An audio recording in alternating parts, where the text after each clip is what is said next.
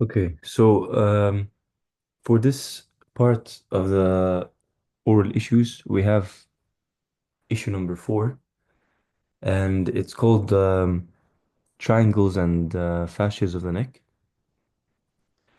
Um, what we need to do is just first of all know the names, know the boundaries, know what lives inside of these triangles. Um, let's just hide this first. Let's get it back. Okay. So, because it's the triangles of the neck and fascias, so it's divided into two things.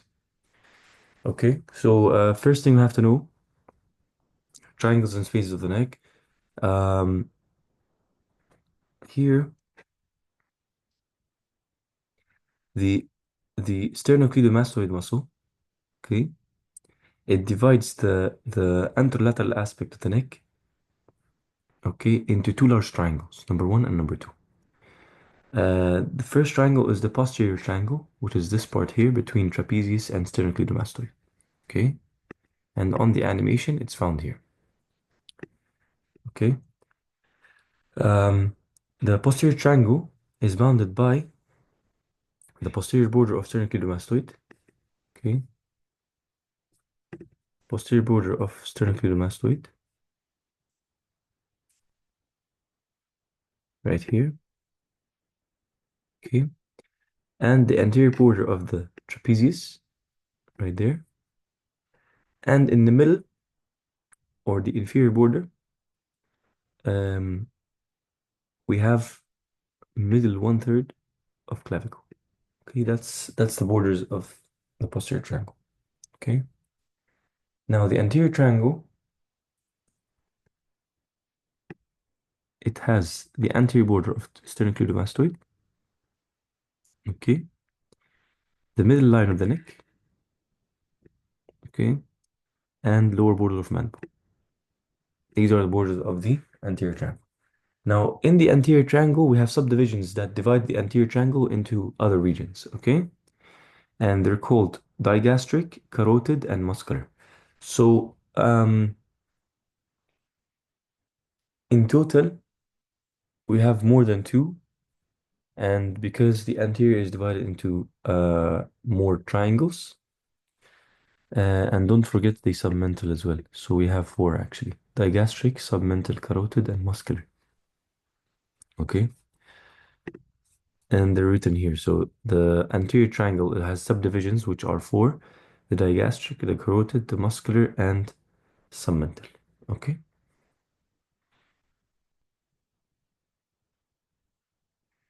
Okay. For now, let's remove all of those, and we're going back, and we have to go over. Give me a second.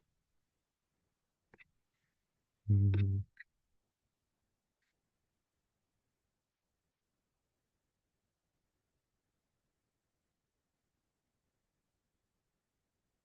Okay. So first, let's go over the anterior triangle, and we're gonna go over the digastric. Okay? So the digastric triangle, and we're gonna speak about the boundaries first. Okay? So the digastric triangle,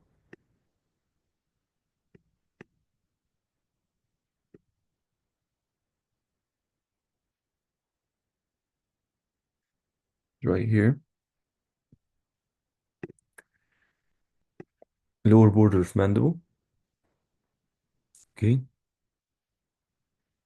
The anterior berry of digastric,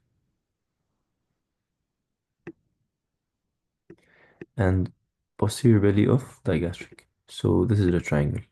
It's called the digastric. Okay? What's in it? We can see here we have the mylohyoid muscle. Okay. and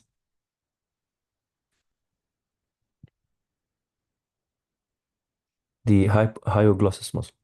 Okay, and this is the mylohyoid,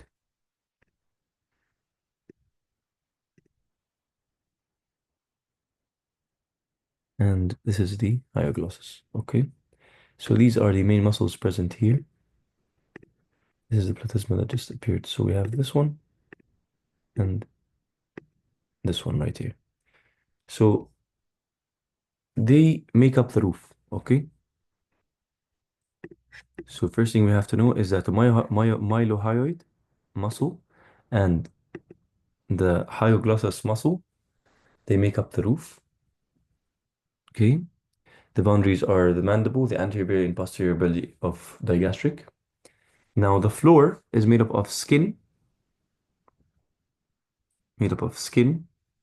okay, deep fascia and superficial fascia.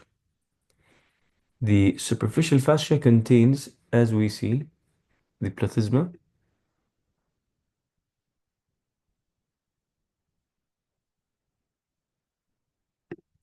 and then of course facial artery,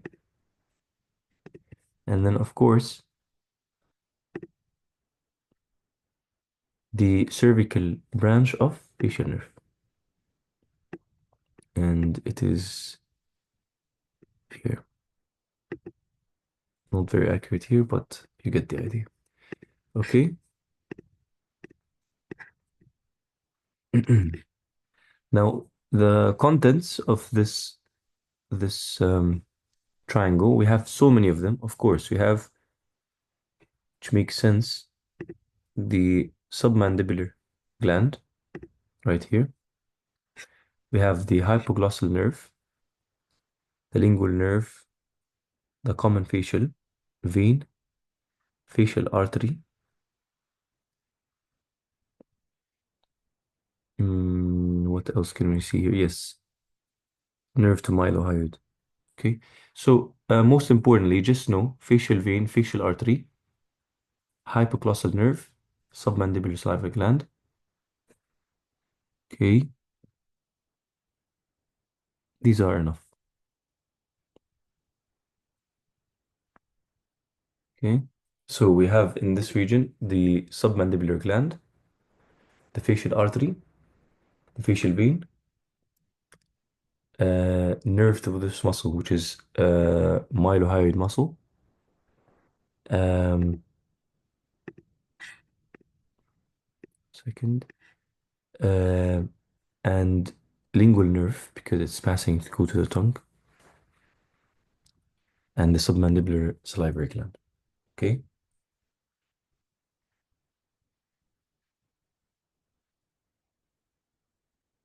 so nerve to mylohyoid,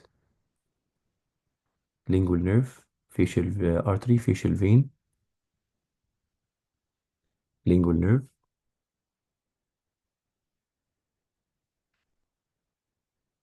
Okay, these are some things that exist in the digastric triangle. And it's very important for you to know boundaries, where it's located, what part of the which big triangle it's part of, and what's its contents. And this is the major base of knowing the triangles. Okay. All right. Now we'll go ahead and move further.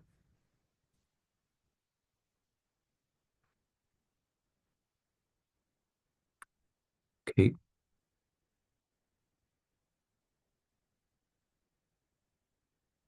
We have the muscular triangle. And if we go back, the muscular triangle is right here. It's on the edge of the neck in this region.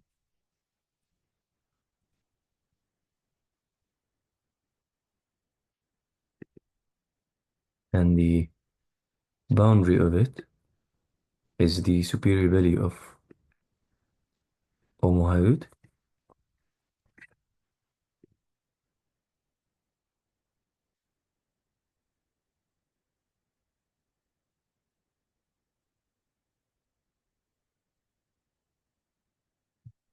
Where'd it go? Hmm. Yeah, that's the digastric. You need the muscular triangle. There. Okay. It's called like that because it contains muscles. Just give me a second. I have a phone call.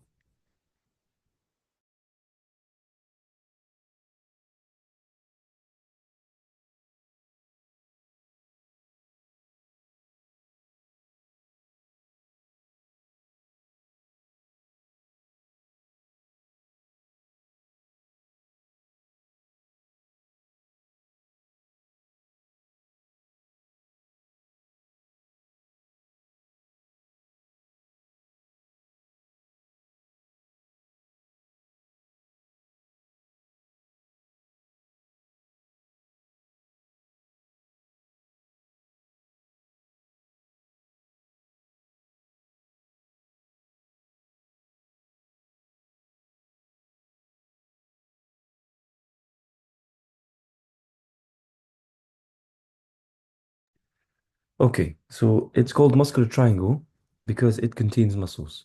And the boundaries of this, we have first of all here, the midline of the neck.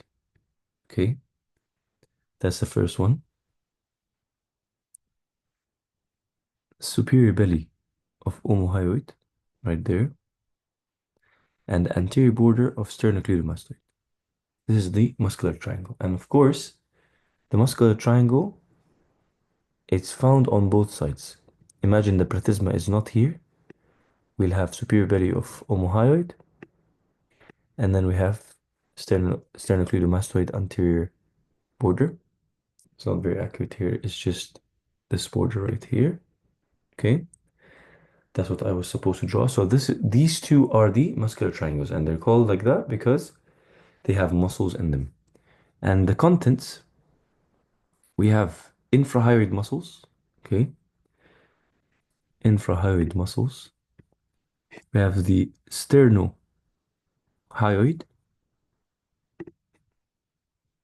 which is this one. Superior belly of omohyoid. We have sternothyroid and the thyroid. Okay. And finally, another content that is found here is the lateral lobe of thyroid gland. This is the thyroid gland, and they're referring to the lateral lobe of the thyroid gland present in the muscular triangle. Okay? So, of course, when you are going to study this, you can go over what we said because we have to speak about these infrahyoid muscles if he asks you. They're very simple and the actions are so simple, and the only thing you need to learn is what innervates them. Otherwise, the origins, insertions, and functions are already in the name. So, infrahyoid muscles, which means that the muscles that are found below the hyoid bone. Just like there's infrahyoid, there's also suprahyoid above the hyoid bone. Now, infrahyoid muscles, they are first, as we said, sternohyoid. So sterno, from the sternum to the hyoid bone, origin and insertion. And of course, if we are going to talk about the function or the action, if the muscle contracts, it will pull on the hyoid bone, isn't it? So it will depress the hyoid bone. Okay. Omohyoid, this is the only one that you might not have um, the origin, um, but the insertion is the intermediate tendon, and this intermediate tendon, if you see here, let me just show you.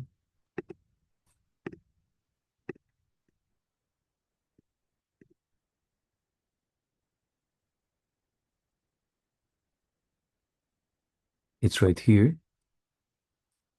That's the intermediate tendon, and it attaches these muscles. Oh, where did it go? That's the superior belly of Hyoid, yes. And that's the inferior belly. And that's an intermediate tendon.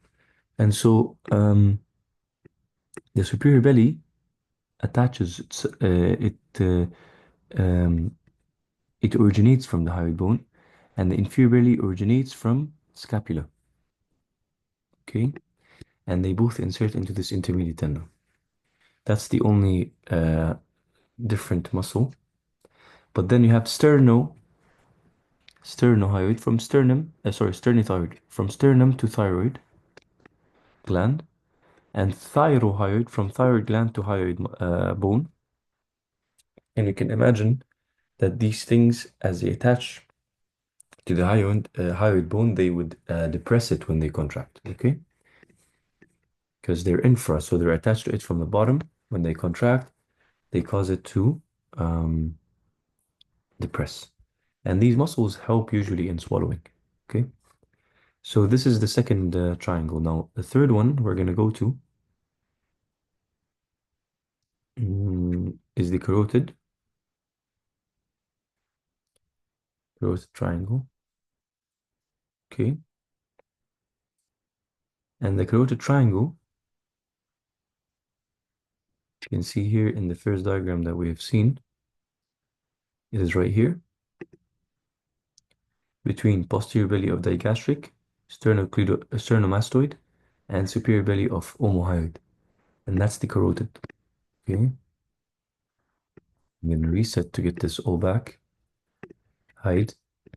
And so we have right there sternocleidomastoid, superior, um, yes, superior belly of omohyoid, and posterior belly of digastric muscle. This is the posterior belly. This is the superior belly of omohyoid. This is digastric, and that's the sternocleidomastoid. Okay.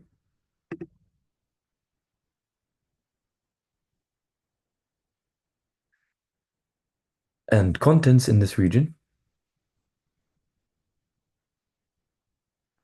Just gonna go back a little bit.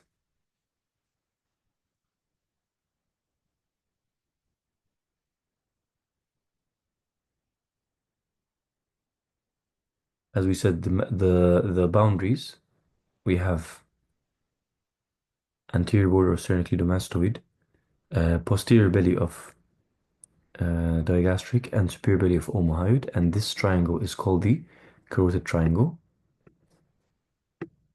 Carotid, okay. The floor and the roof, of course, we have to also know them. The floor is made up of thyrohyoid, okay, thyrohyoid, and a little bit of hyoglossus muscle for the tongue.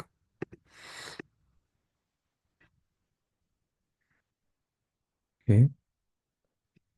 Um, the roof will always be made up of skin and superficial fascia. And again, here the platysma covers this space. We also have the cervical branch of facial nerve and common facial vein.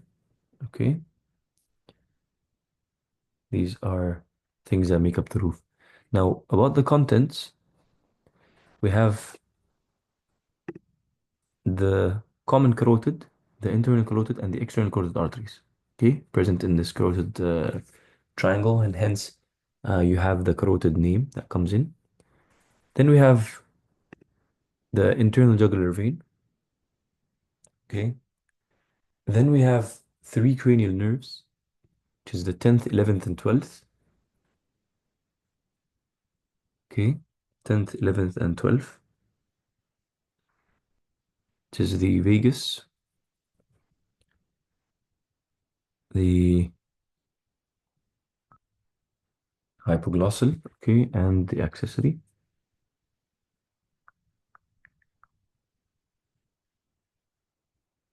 Mm. Yes. Um, the three Um, I think these are enough to know. You don't need to know those, but the most important, you have um, muscles present here, such as um, the thyrohyoid, the hypoglossal, Then you have, yes, muscles of the pharynx, of course, the inferior in the middle. Okay. In the roof, you have platysma, you have the common facial vein, cervical branch of facial nerve. Then the contents, the big ones that are present, all the carotids, common, external, internal. You have jugular, and then you have the nerves that are the cranials, which are 10th, 11th, and 12th. Okay. Just know also, um,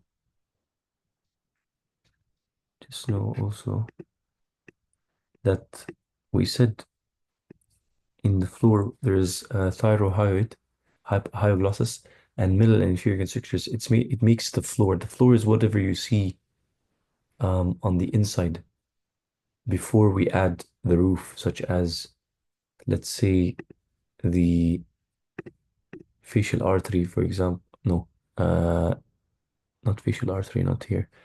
We have, mm, yes, the cervical nerve of the facial, cervical branch of the facial nerve. Then we have things like um, the common facial vein, okay? And of course, another thing that makes up the roof is the platysma, which is if we reset, you understand why it's called the roof, okay? So this is the carotid triangle. Uh, and finally, we have submental triangle. Submental triangle.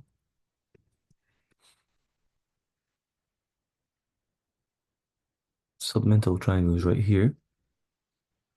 Boundaries is, let's cover it. Yeah. So the submental triangle, first of all, you have base of hyoid, anterior belly of digastric, okay, like this. And of course, the mental. So imagine there's a triangle like that, which is the apex. This is a triangle. Um, the floor of it is skin, um, deep fascia, and superficial fascia. Superficial fascia contains the platysma for sure. The roof, it's the mylohyoid muscles that are present here, okay? Contents, contents. We have submental lymph node. Second, if I hide this, show this one here. Nope.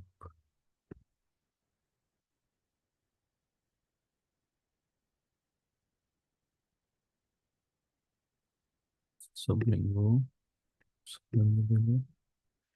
There are submental lymph nodes present in this region, but you get the idea. So first content is mental lymph nodes, okay?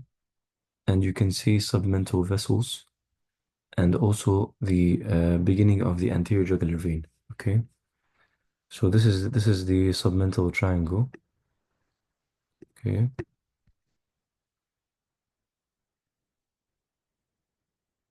All right.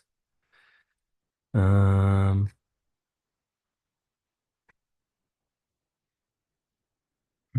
okay, for the posterior triangle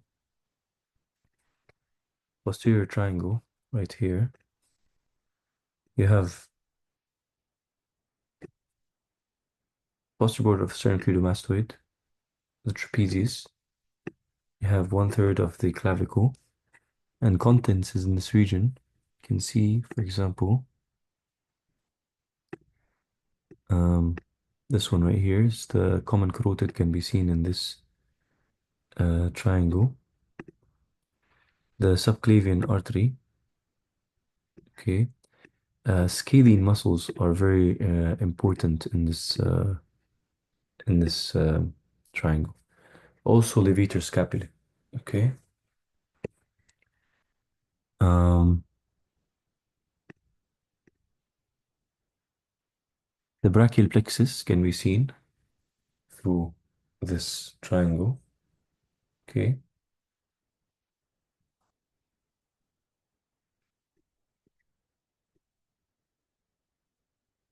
And the external jugular vein can also be seen here.